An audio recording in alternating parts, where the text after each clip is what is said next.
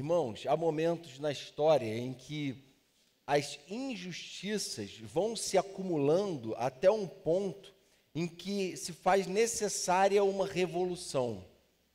E as pessoas então vão cada uma construindo a sua própria ideia do que seja essa revolução necessária em tempos de injustiça, em tempos em que a gente vê o mal imperar, em que a gente vê o mal ser exaltado, o mal ser propagado, divulgado. A gente tem visto isso acontecer. E aí a gente vê gente de todas as classes sociais, de todos os partidos políticos, gente de todas as revoluções, irmãos, gente de todas as religiões, proporem do seu ponto de vista, qual é a revolução que o país precisa. Alguns ousam dizer que a gente precisa imediatamente de algo parecido com a ditadura militar. E passam a acreditar que isso pode sim ser uma solução, porque o mal fugiu ao controle. Mas será que a gente, como cristão, pode defender esse tipo de ideologia? Outros acreditam que é preciso que se convoque uma constituinte, se faça uma nova eleição, uma nova constituição para o nosso país, como se rever a Constituição que já existe, as leis que já existem, isso fosse trazer uma solução. E a gente vai revolucionar então isso assim. A gente vai dar poder ao Estado de passar a definir uma série de coisas e rever isso. Mas essa é a solução? Então você vê que você tem propostas das mais diversas e gente de classes sociais, religiões, de toda forma, e partidos políticos defendendo com unhas e dentes essa fé e essa crença. Agora, a gente como cristão, gente, a gente não quer que tolhe o direito à liberdade de expressão, muito menos de exercer a sua cidadania, dizendo em quem você vota, em quem você acredita que não é um Messias puro e santo, mas é o menos mal diante do quadro que a gente está vivendo. Você tem essa liberdade. Agora, o problema é que a gente, nesse processo, pode correr o risco de esquecer que a maior revolução que já ocorreu na história e o maior revolucionário que já pisou nessa terra, que dividiu a história em dois,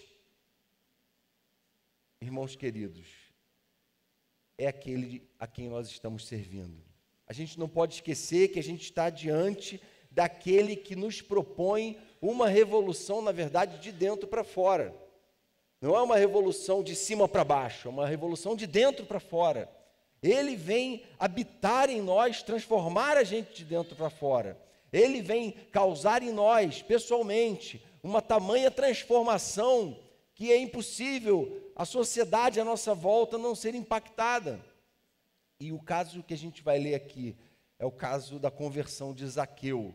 Zaqueu não apenas era um publicano, cobrador de impostos. O que era o cobrador de impostos? Era alguém do próprio povo de Deus, judeu, que o Império Romano pegava e colocava ele como coletor de impostos.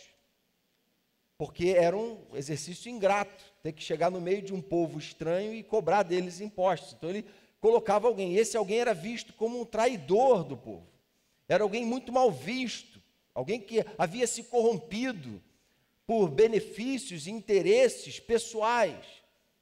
E ele então, invariavelmente, como era o caso de Zaqueu, e ele confessa, se corrompia e defraudava o povo.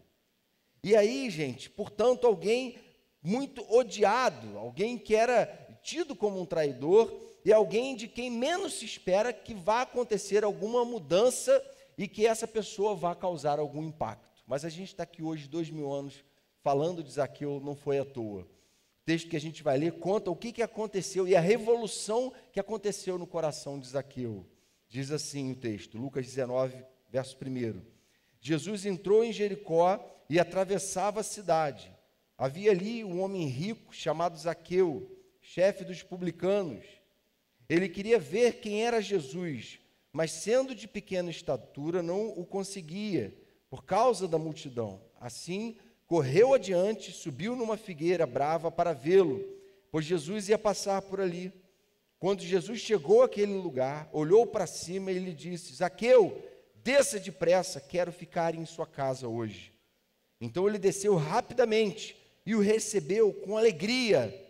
Todo o povo viu isso e começou a se queixar. Ele se hospedou na casa de um pecador.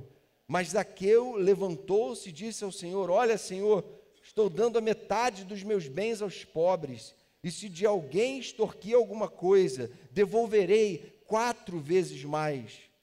Jesus lhe disse: Hoje houve salvação nesta casa, porque este homem também é filho de Abraão, pois o Filho do Homem veio buscar e salvar o que estava perdido. Amém, irmãos?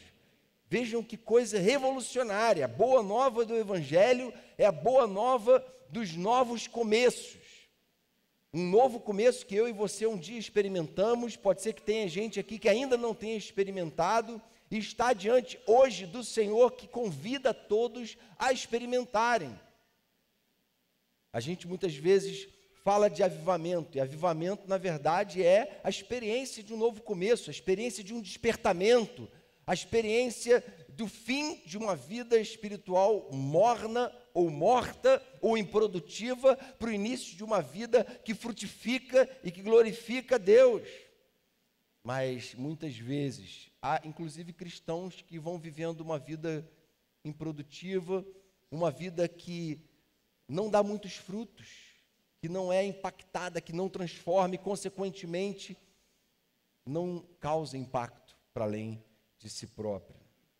Não sei se você lembra da sua experiência de conversão, mas eu lembro que houve muitas coisas que eu vivi ali, irmãos, daqueles primeiros passos da caminhada com Deus, de amargura com o pecado, de decepção com o pecado, de tristeza com o pecado e de deslumbre com a palavra de Deus e com uma vida de intimidade com Deus, de poder redescobrir o verdadeiro sentido da vida, verdadeiro propósito da minha existência, e aquilo me deixou realmente maravilhado.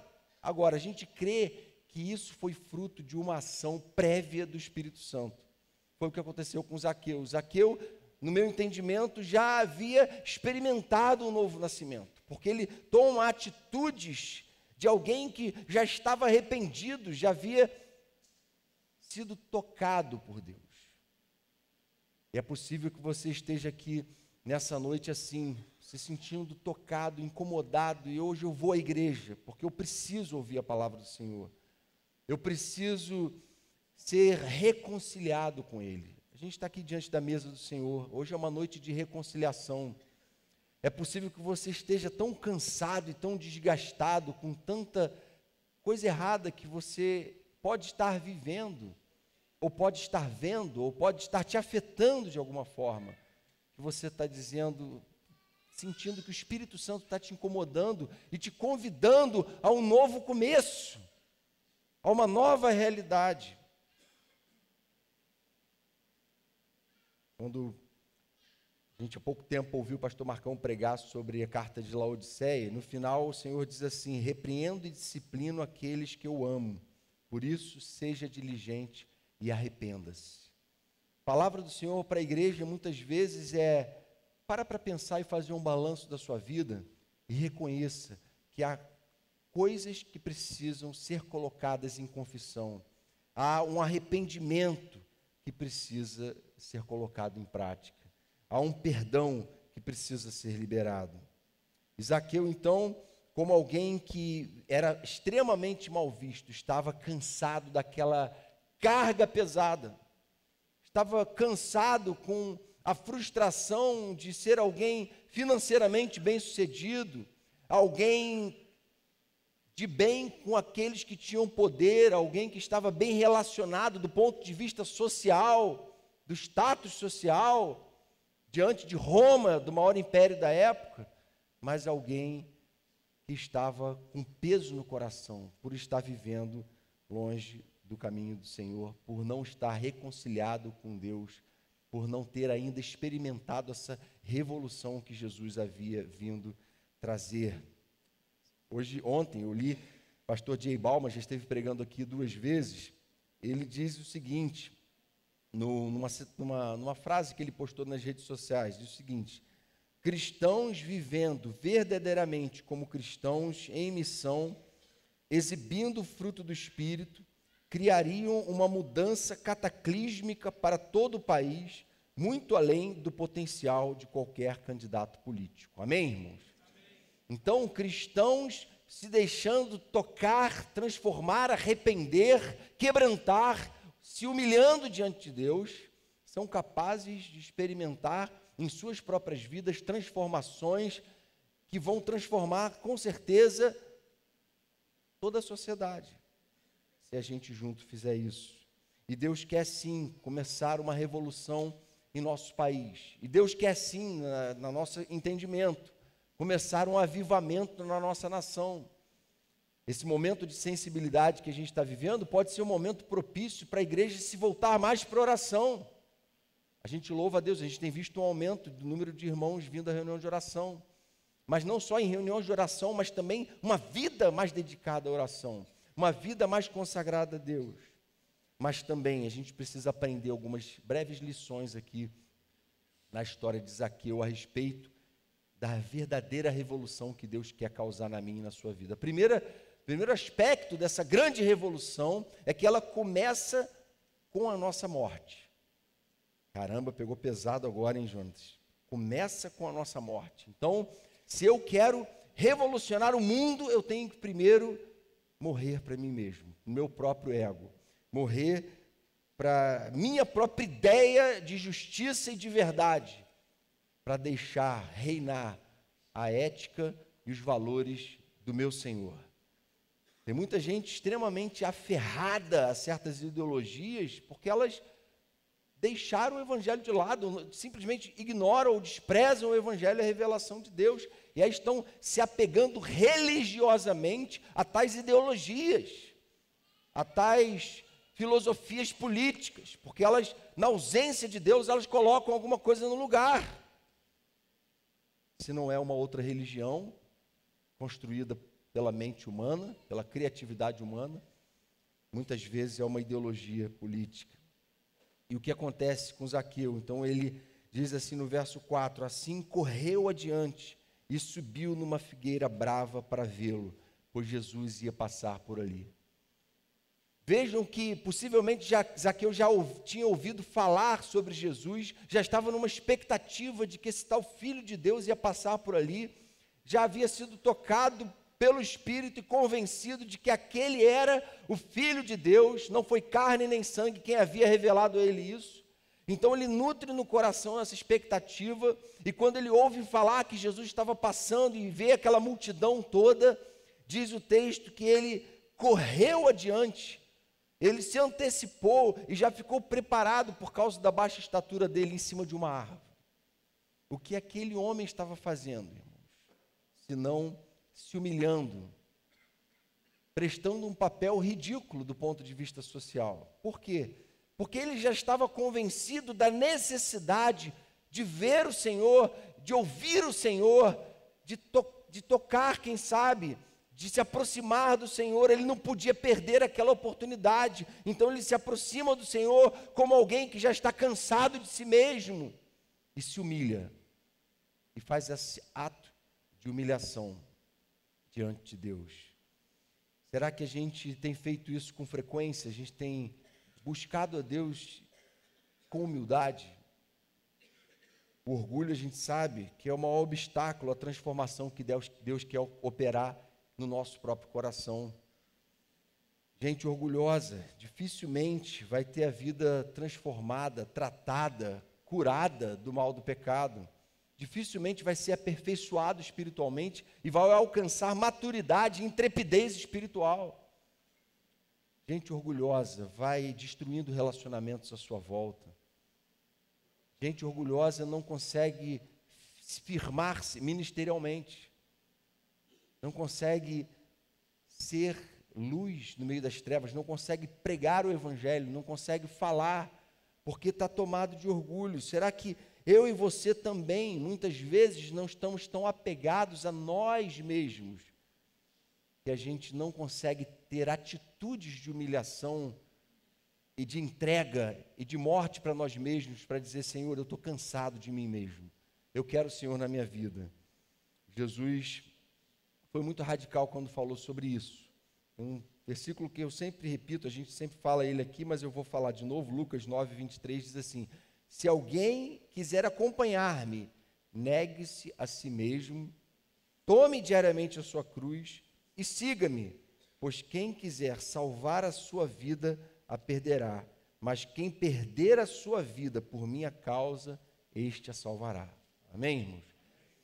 Quem quiser acompanhar a Jesus, ser um cristão, não pode ser uma pessoa arrogante, prepotente, senhor da verdade. Não pode ser uma pessoa que humilha e ridiculariza as outras publicamente, seja em redes sociais, seja nos relacionamentos interpessoais, seja no trato com os funcionários, seja no trato com os filhos. Tem que ser alguém que é tratável, que morreu para si mesmo, que não vive refém dos seus próprios impulsos carnais e egolátricos e egocêntricos, mas alguém que sobe na árvore, diz: Senhor, minha reputação, meu status social, meus ismos não valem mais.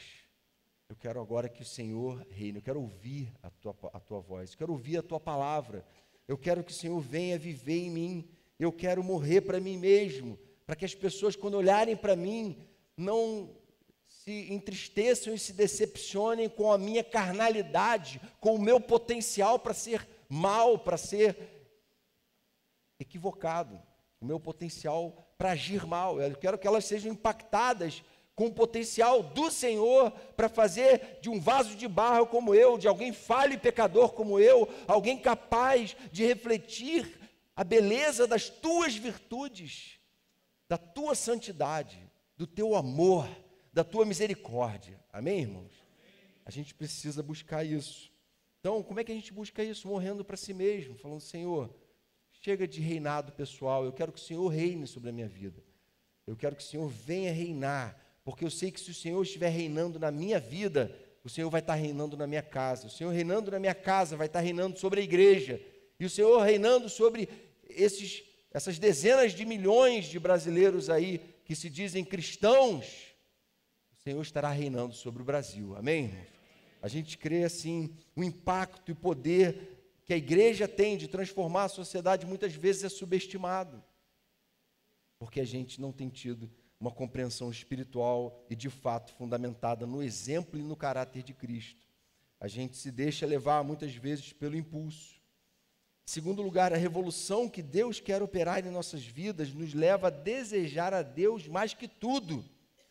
Diz o verso 6 que ele desceu rapidamente e o recebeu com alegria. Vejam que Jesus aparece diante de Zaqueu e ordena: Zaqueu, desce depressa. E não, como se não bastasse essa ordem pronta, ele fala assim: olha, eu quero ir para a tua casa.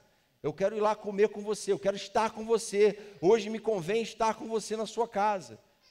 Ele dá uma de entrão, e às vezes a impressão que dá é que Jesus faz isso provocando mesmo ali a pessoa, testando a pessoa.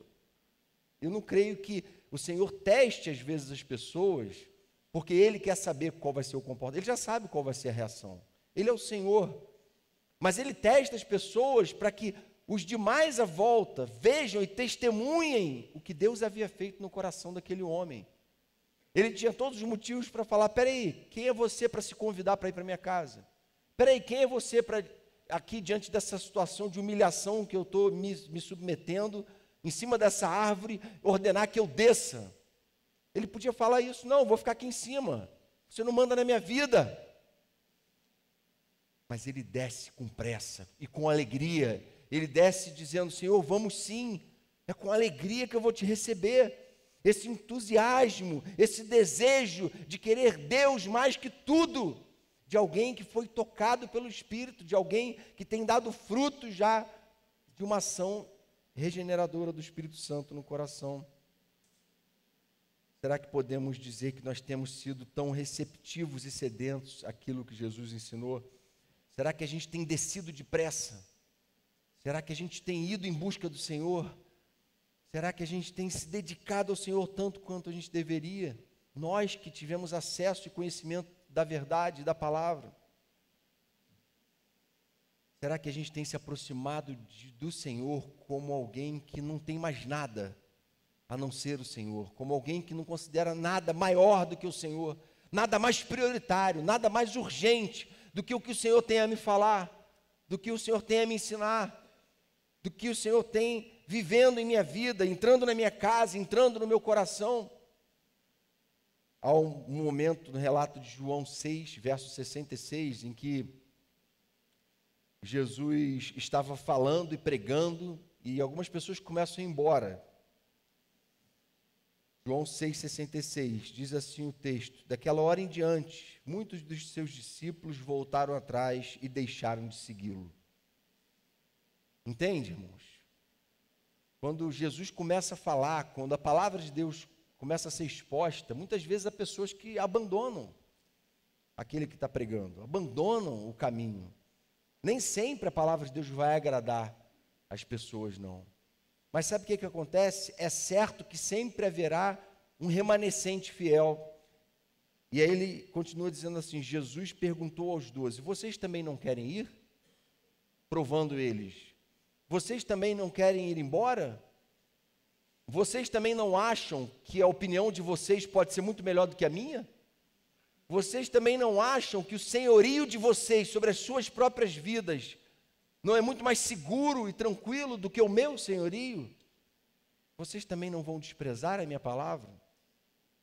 E aí Simão Pedro lhe respondeu: Senhor, para quem iremos? Tu tens as palavras de vida eterna.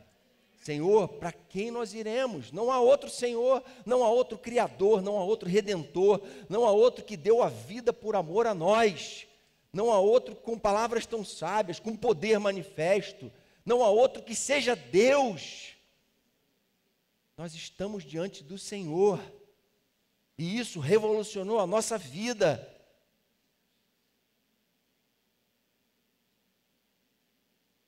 Alguém que nasceu de novo não consegue compreender outro caminho. Algum tempo atrás, eu ouvi uma frase muito legal que diz assim: graça é quando Deus nos dá o que nós não merecemos. Nós merecemos a ira e o juízo, mas Deus nos dá o seu perdão. Amém, irmãos? Graça é Deus nos dar o que nós não merecemos, ou seja, Deus não nos dá a ira e o juízo, porque isso é o que nós merecemos, mas Ele nos dá o seu perdão.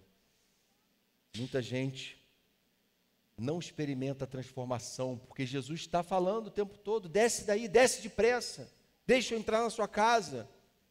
E a pessoa não desce, não obedece. E a gente precisa se colocar diante de Deus, expressar gratidão. Terceiro lugar, a revolução que Deus quer operar nas nossas vidas e no nosso país através de nós é a capacidade que o Evangelho tem de nos ensinar a perder aqui para ganhar na eternidade.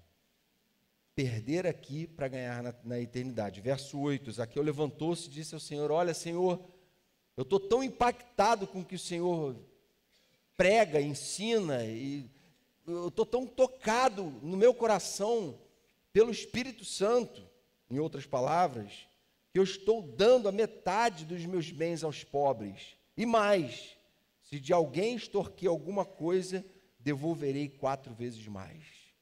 Senhor, a idolatria do dinheiro, a idolatria do status social, a idolatria de querer ser relacionado com os poderosos, a idolatria dessas coisas, ou seja, colocar essas coisas todas acima de Deus, já não fazem sentido nenhum para mim.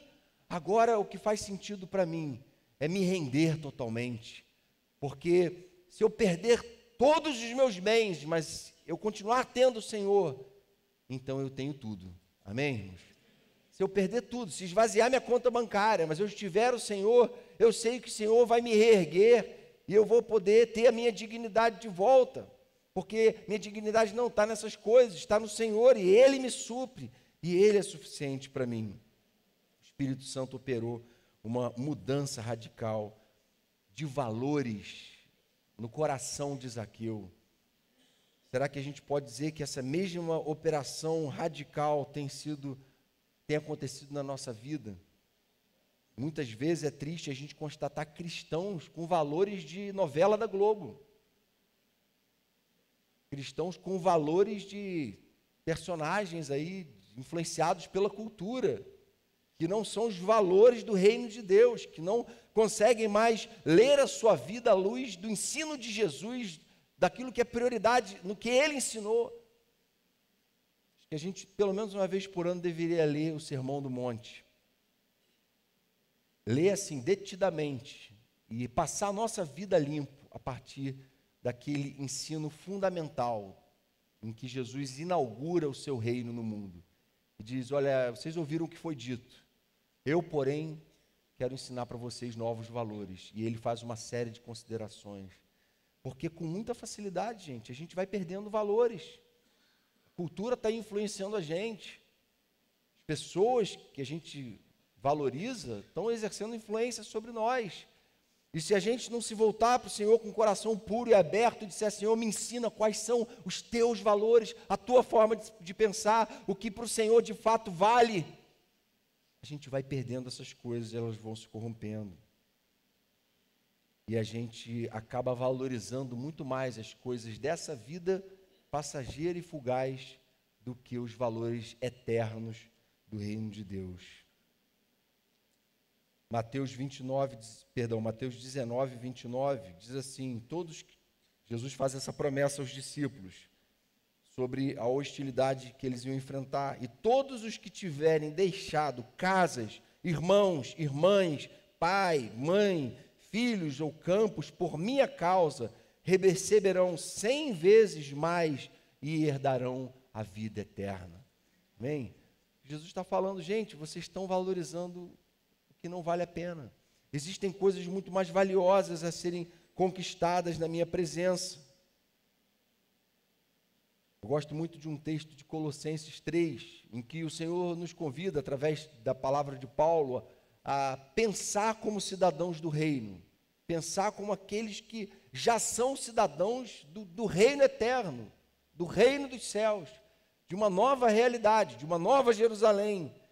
Colossenses 3:1, Paulo diz assim, portanto, já que vocês ressuscitaram com Cristo, procurem as coisas que são do alto, onde Cristo está sentado à direita de Deus.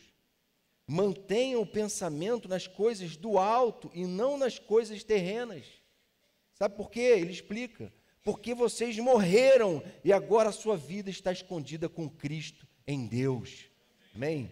Mantenham o pensamento de vocês nas coisas. Cuidado para o pensamento de vocês não ficar muito aqui na terra, muito condicionado pelo momento político, pelo momento econômico, por isso, por aquilo. Observe os lírios do campo, que não semeiam, nem colhem, tudo, nem Salomão em toda a sua glória se vestiu como eles, porque o Senhor é quem provê, porque o Senhor é quem cuida, porque o Senhor é Deus. E aí, irmãos, o Senhor então nos faz esse convite, a gente compreender que a revolução que o Brasil precisa é uma revolução que vai começar aqui dentro da minha vida, da vida do Jonatas. Uma revolução que vai começar dentro da vida de cada um de nós, à medida que a gente viver e celebrar a pureza do Evangelho, porque as pessoas estão sedentas desse Evangelho. Zaqueu representa o brasileiro comum hoje sem Deus, envolvido com esquemas,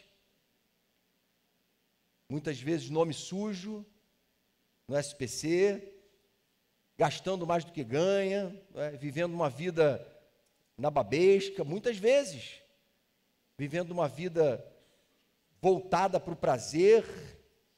E aí, o que acontece na vida de Zaqueu, irmãos, não é o impacto de uma filosofia política que alcançou ele. O que acontece na vida dele é um encontro com Jesus, é um encontro com a verdade, é um encontro com o próprio Deus. E assim como Jesus entrou na casa dele, ele quer entrar também na nossa casa, ele quer nos levar a causar esse impacto. Produzir em nós humildade, entrega plena, disposição de perder. Se vivermos assim, vamos cantar ainda mais a plenos pulmões, que a esperança cresça e as trevas fujam diante da tua luz, e todos vejam Jesus nosso Deus, grande e digno de louvor. Amém, irmãos? Vamos só pontuar as aplicações finais aqui. Primeira, peça a Deus que revolucione o Brasil, revolucionando a sua própria vida.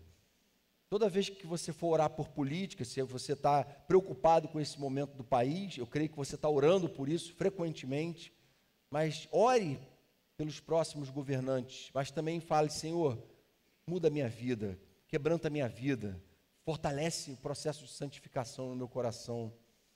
Em segunda aplicação, busque a Deus como alguém que de fato só precisa dele.